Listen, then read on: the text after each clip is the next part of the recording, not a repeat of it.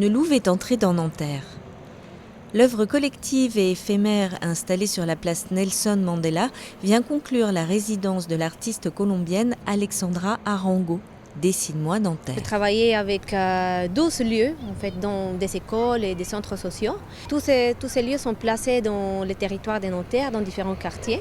J'ai voulu connecter chaque des lieux comme en créant une sorte de constellation urbaine, une cartographie imaginaire. Et en fait, ça a donné le dessin d'une louve, que j'appelle la louve de Nanterre parce que la louve, c'est un animal qui a une connotation des protecteurs de la ville, comme à Rome, nourricière. Donc on va dire que c'est un animal que je vais donner, en fait, avec les gens qui m'ont aidé à élaborer ces projets, pour protéger Nanterre pour quelques semaines. Depuis le mois de décembre, Alexandra Arango intervient dans les structures du quartier université, les centres de loisirs et les établissements scolaires pour dessiner des carnets de ville et réaliser des fresques murales. Les élèves de CM1 de l'école Henri Vallon ont participé à l'aventure.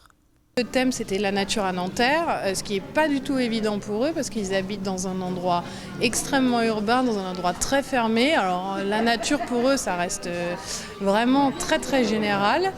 Et elle leur a demandé à la fois de mélanger le réel, c'est-à-dire le chemin qu'ils faisaient tous les jours pour venir de l'école jusqu'à leur classe, mais en mêlant un peu d'imaginaire, c'est-à-dire elle leur a demandé d'imaginer toute la nature qu'ils aimeraient rencontrer sur ce parcours. Est-ce que vous les avez sentis sensibles à l'univers de cet artiste ? Oui, tout à fait, parce que c'est très coloré, il y a beaucoup d'animaux, donc ça leur parle beaucoup.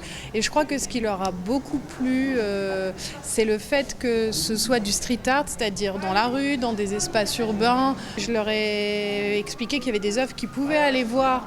Il y en a une à Gare du Nord et ça les a tout de suite accrochés. Ouais. C'est un projet magnifique.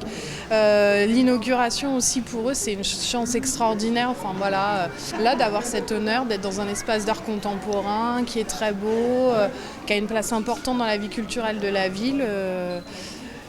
J'espère qu'ils arriveront à se rendre compte que c'est vraiment une chance extraordinaire. La louve passera l'été à Nanterre. Vous pourrez lui rendre visite jusqu'au 31 août.